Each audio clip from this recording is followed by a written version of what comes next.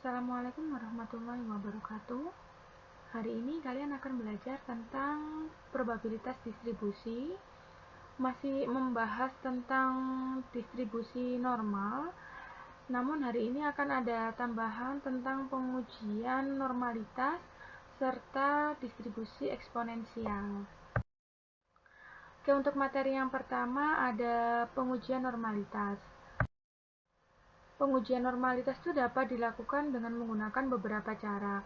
Yang pertama itu adalah dengan menggambarkan histogram atau diagram batang dan daun ya. Kemudian kita bisa melihat shape-nya. Bentuknya itu seperti apa, atau apakah mengikuti distribusi normal seperti menunjukkan bentuk lonceng atau tidak. Kemudian yang kedua, bisa juga kalian menghitung interval rata-rata plus minus 1 standar deviasi, kemudian rata-rata plus minus 2 standar deviasi, dan rata-rata plus minus 3 standar deviasi. Nah, kemudian kalian bandingkan nilai-nilai ini dengan persentase dari data.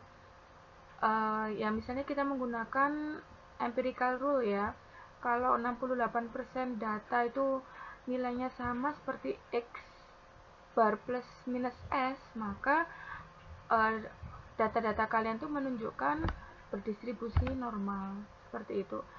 Jadi kan ini sebenarnya sudah pernah saya bahas sebelum UTS ya, bahwasannya nilai-nilai ini tuh mewakili persentase dari beberapa nilai ini ya. Misalnya X bar plus minus S itu berarti mewakili 68% dari data yang kalian dapatkan. Kemudian X bar plus minus 3S itu berarti mewakili 99,7% data. Atau bisa juga kalian menghitung nilai interquartile range per S ya. Interquartile range itu adalah selisih antara kuartil ketiga dikurangi dengan kuartil pertama, kemudian nilai dari IQR ini dibagi dengan standar deviasinya. Apabila rasionya ini mendekati 1,3, maka data itu mendekati normal. Atau yang terakhir itu dengan menggambarkan plot probabilitas normal. Biasanya plot seperti ini nih bisa kita langsung lihat di software ya. Misalnya Minitab. Jadi kalau di Minitab itu kita bisa menguji normalitasnya langsung dengan menggunakan menu yang ada di situ. Kemudian kita bisa melihat bentuknya seperti ini. Jadi kalau kalian lihat ada grafik seperti ini, gimana cara kita tahu bahwasannya data ini normal atau tidak? Bisa kita identifikasikan dari titik-titik ini ya, titik-titik ungu ini ya. Apakah titik-titik ungu ini membentuk suatu garis lurus atau tidak? Apabila dia membentuk suatu garis lurus, berarti menunjukkan bahwasannya data-data yang kalian miliki itu mengikuti distribusi normal. Kemudian ini ada penjelasan tentang bagaimana cara untuk mendekati distribusi binomial dengan menggunakan persamaan distribusi normal. Ada beberapa hal yang perlu diperhatikan pada saat kita ingin mendekati distribusi binomial ini dengan menggunakan distribusi pendekatan atau distribusi normal ya. Yang pertama itu bahwasannya tidak semua tabel binomial itu ada. Jadi tabel binomial ini tidak bisa mencakup semua angka-angka ya. Hanya angka-angka tertentu saja. Kemudian yang kedua itu membutuhkan ukuran sampel yang cukup besar. Yang ketiga itu untuk melakukan hal ini, maka hasil yang kita dapatkan tuh hanya berupa pendekatan probabilitas saja ya. Jadi perkiraan probabilitas aja yang kita dapatkan dari dari pendekatan distribusi binomial dengan menggunakan distribusi normal. Kemudian yang keempat, perlu kita perhatikan tentang faktor koreksi untuk kontinuitas. Oke. Hubungan distribusi binomial dengan distribusi normal. Apabila kita memiliki jumlah sampel yang cukup besar dan ternyata jika tidak ada satupun dari P atau Q itu nilainya sangat dekat dengan 0, maka distribusi binomial ini dapat didekati atau diaproksimasi dengan menggunakan distribusi normal. Dan pendekatan ini dilakukan dengan menggunakan variabel terstandarisasi yang rumusnya seperti ini. Z sama dengan X dikurangi N kalikan P dibagi akar N kalikan P kalikan Q. Nah, untuk melakukan pendekatan dari binomial ke normal ini, maka faktor koreksi itu perlu kita dapatkan ya. Selain itu ada beberapa syarat yang harus dipenuhi. Yang pertama, hanya ada 2 peristiwa. Kalian masih ingat kan ya, kalau di peluang distribusi binomial itu distribusinya tuh hanya memiliki 2 kejadian aja. Misalnya kejadian jawaban betul atau salah, kejadian perempuan atau laki. Jadi hanya ada 2 peristiwa aja.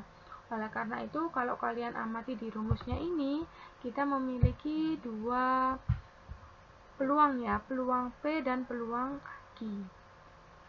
Kemudian yang kedua, peristiwa itu bersifat independen, tidak saling bebas. Kemudian besar probabilitas sukses dan gagal itu sama setiap percobaan. Dan yang terakhir, data itu merupakan hasil perhitungan. Nah, faktor koreksi yang kita gunakan dalam proses pendekatan ini tuh nilainya adalah 0,5. Nah, ini adalah grafik kenapa sih kok kita tuh bisa mendekati distribusi binomial ini dengan distribusi normal. Jadi pada saat kita memiliki nilai atau sampel yang jumlahnya cukup besar, maka ternyata datanya ini bisa berbentuk atau bisa membentuk membentuk grafik normal, bentuknya lonceng seperti ini. Jadi pada saat sampelnya sedikit, kita lihat hanya grafiknya yang menunjukkan 2 garis seperti ini ya. Kemudian kita tambahkan lagi sampelnya, maka sudah mulai membentuk yang namanya kurva lonceng. Kemudian semakin besar N-nya, maka semakin jelas gambar distribusi normalnya. Berikut adalah alasan kenapa probabilitas itu merupakan suatu nilai aproksimat ya, atau perkiraan ya. Nah, ini adalah grafik yang menunjukkan sumbu X ini adalah jumlah sampelnya, kemudian di sumbu Y-nya itu adalah peluangnya. Kemudian, untuk perbedaan antara probabilitas binomial dan normal itu adalah seperti ini. Kalau probabilitas binomial itu kita memiliki kecenderungan untuk melihat ketinggian dari batangnya ya, dari diagram batang. Tapi kalau untuk menghitung probabilitas normal, kita itu memiliki kecenderungan untuk menghitung area di bawah kurva normal. Seperti itu perbedaannya ya. Nah, kemudian untuk melakukan pendekatan ini, maka ada beberapa hal yang perlu ditoleransi. Misalnya, untuk kurva batang ini enggak 100% itu bisa masuk ke dalam daerah kurva ini ya. Misalnya nih, ini ada area warna putih ini kan merupakan daerah yang tidak ada di data ya. Nah, kemudian sementara itu untuk ini ada daerah probabilitas yang terpaksa dihilangkan karena dia itu berada di garis kurva normal. Seperti itu. Nah, karena ada beberapa hal yang perlu ditoleransi ini, sehingga kita perlu melakukan beberapa pendekatan ya, atau beberapa asumsi. Nah, ini ya, jadi kita perlu melakukan koreksi terhadap kontinuitas itu tadi. Jadi untuk yang pertama itu adalah kita perlu mengatur setengah unit itu untuk variabel diskrit. Setengah unit itu seperti apa? Misalnya kita pengen menghitung probabilitas di angka 4 ya, maka 4 ini kita perlu mengurangi dengan faktor koreksi, dikurangi dengan 0,5, berarti 4 minus 0,5, atau bisa juga kita tambahkan menjadi 4 plus 0,5, angkanya jadi 4,5.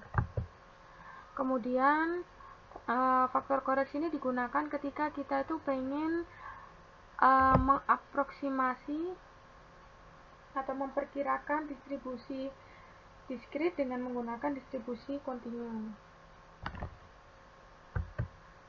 Kemudian kita ingin memperbagi dari akurasi atau keakuratan. ada beberapa prosedur yang perlu kita lakukan untuk memperkirakan distribusi binomial dengan menggunakan distribusi normal. Untuk langkah yang pertama, kita perlu menghitung nilai intervalnya ya. Interval itu rumusnya adalah mu plus minus 3 dikalikan dengan standar deviasi, di mana mu-nya itu adalah perkalian antara jumlah sampel dengan peluang P plus minus 3 dikalikan akar N kalikan peluang P dikalikan dengan peluang Q. Nah, peluang Q sendiri itu adalah 1 dikurangi P. Jika intervalnya itu berada di range 0 sampai N, maka aproksimasi dengan menggunakan normalitas itu dapat dilakukan. Kemudian yang kedua, nah, kalian perlu mengekspresikan ya, atau perlu menyatakan probabilitas binomial ini dengan menggunakan bentuk seperti ini ya. P peluang X sama dengan A itu bisa dituliskan dalam bentuk peluang X kurang sama dengan B dikurangi dengan peluang X kurang sama dengan A. Oke, nah kemudian untuk setiap nilai yang akan kita amati itu, kita bisa gunakan rumus Z sama dengan A ditambah 0,5 dikurangi N kalikan P dibagi akar N kalikan P kali 1 minus P. Nah, ini detailnya nanti ya saya kasih contoh soalnya. Kemudian, nah ini contoh soalnya ya. Berapakah pendekatan normal dari peluang X sama dengan 4 dengan jumlah sampel N sama dengan 10 dan peluangnya itu adalah 0,5. Jadi, yang perlu kita perhatikan itu bahwasannya kalau kita ingin melakukan pendekatan ini, kita perlu menggunakan faktor koreksi. Jadi faktor koreksinya itu adalah nilai 4 ini perlu dikurangi dengan 0,5 sehingga kita dapatkan nilai 3,5 dan perlu juga kita tambahkan 0,5 sehingga kita dapatkan nilai 4,5. Nah, ini ya, untuk langkah yang pertama itu kita perlu menghitung intervalnya terlebih dahulu. N-nya tadi diketahui 10, P-nya tadi 0,5, kemudian 3 ini sudah ketetapan dari awal ya. Kemudian, nah ini kita masukkan nilainya sehingga kita dapatkan bahwasannya range-nya itu adalah 1,64 sampai 8,35. Dan ternyata range interval ini berada di antara range 0 sampai 10. Sehingga bisa kita katakan bahwasannya pendekatan normal ini bisa dilakukan. Kemudian kita mengubah bentuk probabilitasnya menjadi seperti ini ya. Px sama dengan 4 itu sama dengan Px kurang sama dengan 4 dikurangi Px kurang sama dengan 3. Oke, kemudian kalian hitung nilai dari Z-nya ya. Tadi kan kita punya nilai A itu adalah 3, maka Z-nya itu 3 ditambah 0,5. Nah, ini ya, berarti nilainya itu adalah 3,5 dikurangi N-nya tadi ada 10, kemudian P-nya ini adalah 0,5. Nah, begitu juga untuk yang di Z berikutnya. Tadi angka B-nya itu adalah 4, berarti 4 plus 0,5 dan seterusnya. Sehingga kita punya dua nilai Z, yaitu minus 0,95 dan minus 0,32. Kemudian kita gambarkan distribusi normalnya. Tadi kan kita disuruh mencari peluang X sama dengan 4. Nah, X sama dengan 4 itu berada di antara nilai 3,5 dan 4,5.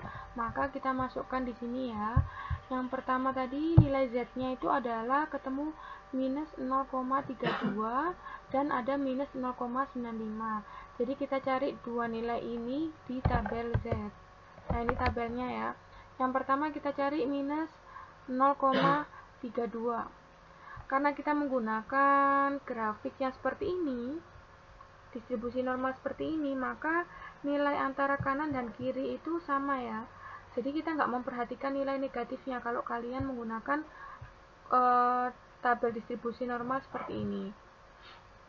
Jadi misalnya minus 0,32, berarti kita cari nilai 0,32 di sini. Nilai 0,32 di sini nilainya itu adalah 0,1255. Maksudnya gimana nilai ini? Jadi kan 0,32 itu kan berarti di nilai yang positif sini ya.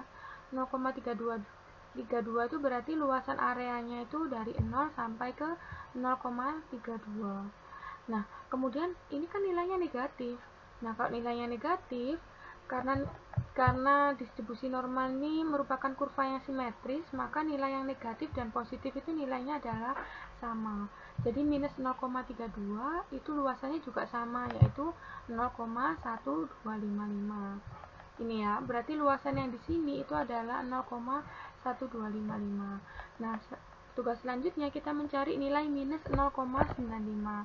Sama juga 0,95 itu adalah ini ya, nilainya adalah 0,3289. Karena nilai di sini negatif itu berarti posisinya itu adalah di sebelah kiri dari 0 di sini kan ya. Tapi karena kurvanya itu simetris, maka luasan area di sebelah kanan dan di sebelah kiri 0 tuh nilainya sama. Jadi nilainya itu antara nilai 0 sampai minus 0,95 itu luasan areanya adalah 0,3289. Nah, tugas kita itu disuruh mencari nilai antara 3,5 dan 4,5. Berarti gimana caranya? Nah, ini kita mengurangi antara 0,3289 dengan 0,1255. Sehingga kita dapatkan luas permukaan yang berwarna ungu ini adalah 0,2034. Jadi peluang X sama dengan 4 itu kalau kita gunakan pendekatan normal itu maka nilainya itu adalah sekitar 20,34%. Nah, ternyata kalau kita menggunakan formula persamaan binomial, maka kita dapatkan itu nilainya adalah 0,2. Jadi kan kalau persamaan binomial itu sebenarnya kita kan fokusnya di ketinggian barnya ya, di ketinggian diagram batangnya. Nah, di ketinggian batang ini pada saat nilainya 4 ini, maka peluangnya itu adalah 0,2. Jadi 0,2 kita bandingkan dengan 0,2034 itu nilainya tidak jauh beda. Seperti itu. Jadi sebenarnya hampir sama ya perkiraan kalau kita menggunakan distribusi normal dengan langsung menggunakan distribusi binomial. Tapi distribusi binomial ini nggak bisa kita gunakan ketika jumlah sampelnya itu besar. Otomatis kalau jumlah sampelnya besar kita harus menggunakan pendekatan normal. Oke, selanjutnya distribusi eksponensial. Distribusi probabilitas kontinu itu ternyata dapat menggambarkan waktu di antara suatu kejadian yang berurutan. Suatu tindakan terjadi secara independen pada tingkat konstan per unit waktu atau panjang. Karena waktu itu tidak pernah nilainya itu negatif, maka penggunaan distribusi normal yang memiliki sifat simetris itu tidak cocok untuk diterapkan pada penggunaan pada contoh kasus waktu itu ya.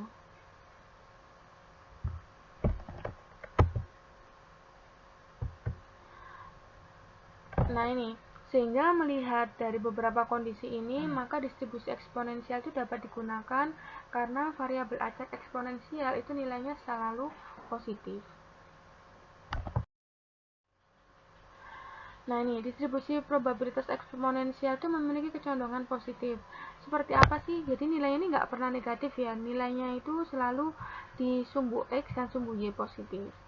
Kemudian ada satu parameter yang diidentifikasikan yaitu lambda. Jadi lambda ini disebut sebagai parameter kelajuan.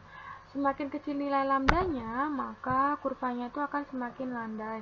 Kalau kalian lihat di gambar ini, misalnya warna hijau itu adalah lambda sama dengan 2, merah lambda sama dengan 1, biru lambda sama dengan 0,33. Nah, ternyata semakin kecil nilai lambdanya ini, maka warna biru ini semakin landai. Oke, nah distribusi eksponensial itu merupakan variabel acak kontinu X berdistribusi eksponensial dengan parameter beta. Jadi ini ya, fx itu sama dengan 1 dibagi beta dikalikan E dikurangi X dibagi dengan beta, dimana beta itu lebih besar 0. Oke, kemudian rataan dan varian distribusi eksponensial. Maka nilai mu itu sama dengan beta. Dan variansnya sama dengan beta kuadrat. Mungkin kalian masih ingat ya distribusi yang menggunakan lambda atau menggunakan kelajuan. Itu adalah distribusi Poisson yang sudah pernah kalian pelajari sebelumnya. Tapi distribusi Poisson itu untuk ini ya, untuk kasus diskrit. Kalau yang distribusi eksponensial ini untuk kasus kontinu. Nah, untuk rumusnya kita gunakan rumus ini ya, Px sama dengan lambda dikalikan E pangkat minus lambda X. Kemudian probabilitas suatu kejadian terjadi sebelum waktu tertentu, maka kita bisa cari dengan menggunakan persamaan ini. P waktu kedatangan kurang dari X itu sama dengan 1 dikurangi E pangkat minus lambda X. Hal yang perlu diperhatikan di sini itu adalah parameter lambda dan beta. Rataan dari distribusi eksponensial itu adalah beta, di mana nilai beta itu adalah 1 per lambda. Beta ini adalah rataan antara dua kejadian yang berurutan. Jadi jangan lupa ya, bahwasannya beta itu adalah sama dengan 1 per lambda. Ini ada beberapa contoh aplikasi dari distribusi eksponensial. Misalnya adalah waktu layanan untuk pelanggan di meja informasi perpustakaan UISI. Jadi ada pelanggan satu dengan pelanggan yang lainnya itu waktu layanannya berapa sih? Lah itu kan mengikuti distribusi eksponensial ya, dan waktu itu tidak mungkin nilainya negatif. Waktu antara hits di situs web. Kemudian ada masa pakai alat dapur. Kemudian yang terakhir waktu hingga panggilan telepon berikutnya tiba di pusat layanan pelanggan.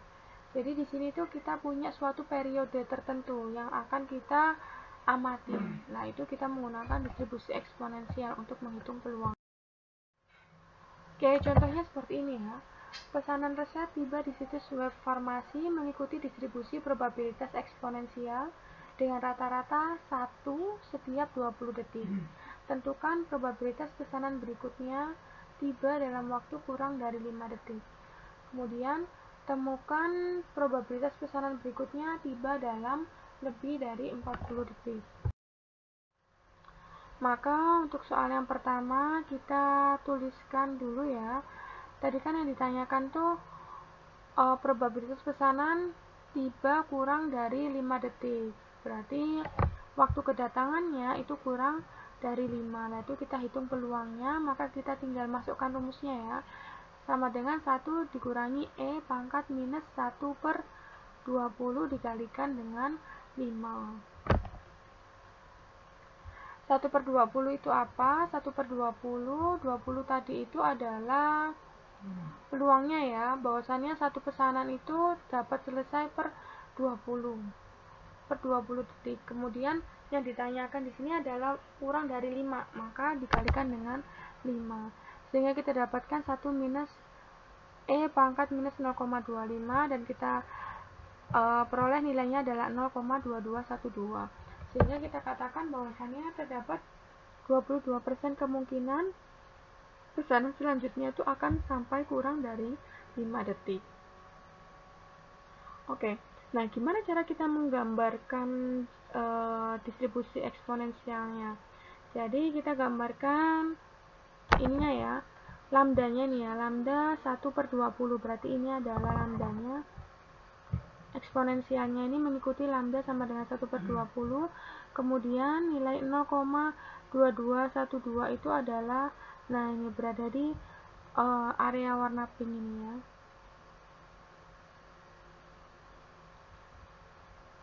Seperti itu. Kemudian temukan probabilitas pesanan berikutnya tiba dalam lebih dari 40 detik.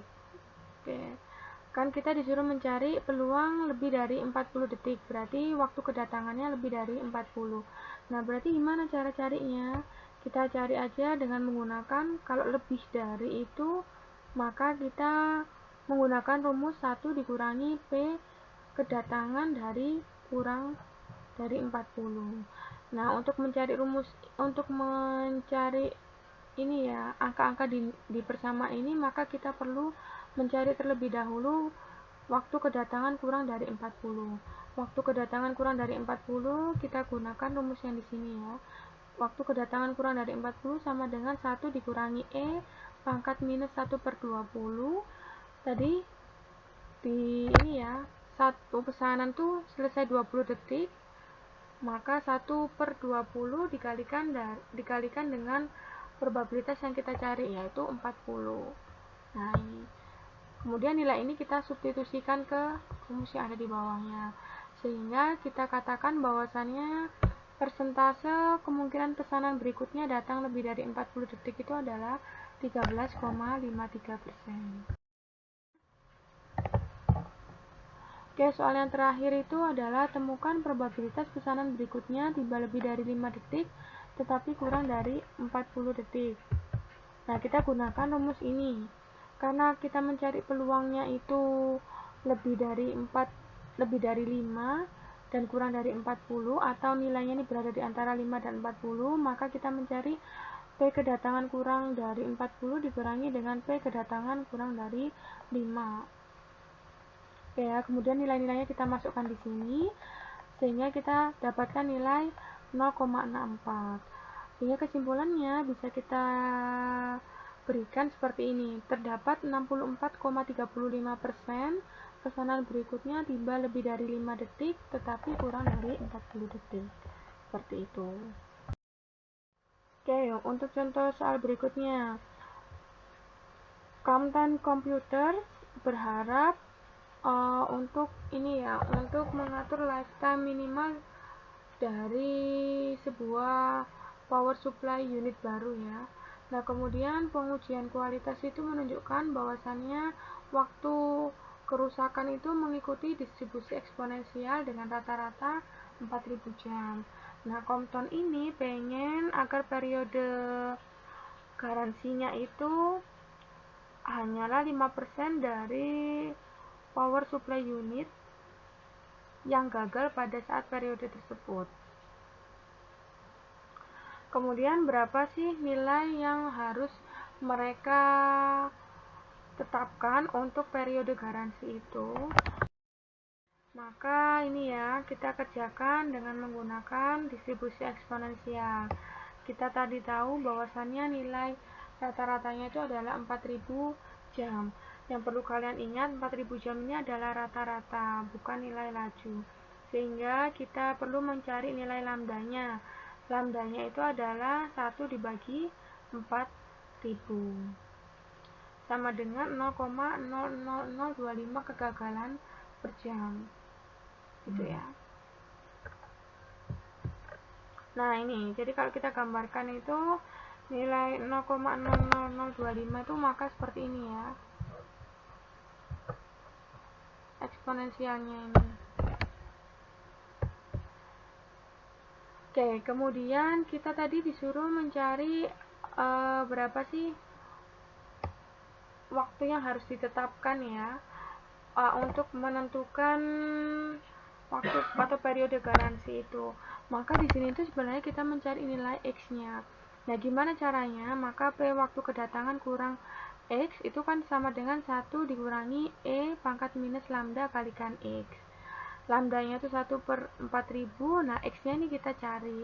Nah, kita sudah tahu bahwasannya peluangnya itu adalah 0,05. Kemudian kita kurangkan antara 1 dikurangi 0,05 kita dapat 0,95. Nah, untuk mencari nilai X ini, maka kita perlu menghilangkan eksponensial ini ya.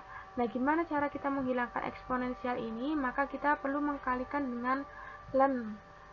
Ln dikalikan 0,95 sama dengan ln dikalikan epsilon minus 1 per 4000 kalikan X.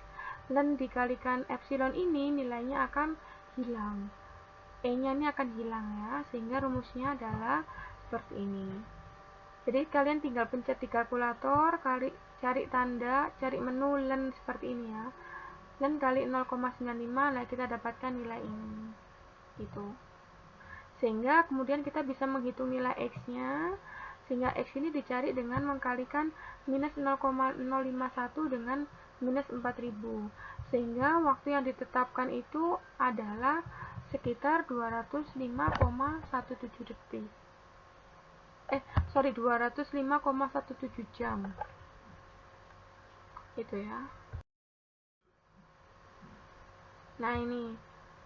Sehingga Compton itu perlu mengatur periode garansinya itu adalah sebesar 205 jam dan menduga bahwasannya terdapat 5% dari power supply unit itu yang akan dikembalikan. Jadi dengan cara mengatur periode garansinya itu menjadi selama 205 pemakaian, maka dia itu akan menerima hanya 5% power supply unit yang dikembalikan. Gitu ya. Oke, contoh soal berikutnya. Misalkan suatu sistem mengandung sejenis komponen yang daya tahannya dalam tahun dinyatakan oleh variabel acak T yang berdistribusi eksponensial dengan parameter waktu rataan sampai gagal beta sama dengan 5. Bila sebanyak 5 komponen tersebut dipasang dalam sistem yang berlainan, berapakah peluang bahwa paling sedikit 2 masih berfungsi pada akhir tahun ke-8? Oke ya, berarti di sini kita mencari P dengan waktu kurang dari 8.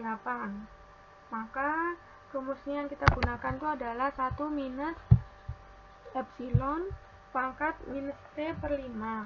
T-nya itu adalah 8 ya. Kemudian 5 ini adalah nilai betanya. Sehingga kita dapatkan peluangnya itu adalah 0,798. Nah, apakah berhenti sampai sini? Ya, tidak ya. Karena kita disuruh mencari bahwasannya paling sedikit 2 komponen itu masih berfungsi. Berarti di sini itu ada distribusi binomial. Kok kita bisa tahu kalau distribusinya itu binomial? Karena di sini ada 2 kemungkinan kejadian, yaitu masih berfungsi atau gagal. Sehingga kita tuliskan seperti ini. Px lebih besar sama dengan 2 sama dengan distribusi binomial ya. Dari angka 2 sampai 5 karena ada 5 komponen. Kemudian kita cari nilainya X, kemudian 5, kemudian 0,2. Oke ya. Nah, 0,2 ini dapat dari mana? 0,2 ini kita dapatkan dari ini ya. Bahwasannya kan peluang kegagalannya itu tadi kan 0,8 ya. 0,8. Nah, padahal kita pengen mencari yang masih berfungsi, maka peluang berfungsinya itu 1 dikurangi 0,8 sama dengan 0,2. Kemudian kita selesaikan dengan menggunakan distribusi binomial seperti ini ya. Itu. Oke, coba kalian pelajari lagi di distribusi binomial untuk menjawab soal yang ini. Oke ya, selanjutnya ada tugas yang perlu kalian kerjakan. Ini tugas yang pertama, kemudian yang berikutnya adalah tugas yang kedua. Oke, sekian pertemuan hari ini. Semoga mata kuliah yang saya ajarkan hari ini bermanfaat. Mohon maaf jika saya ada salah. Assalamualaikum warahmatullahi wabarakatuh.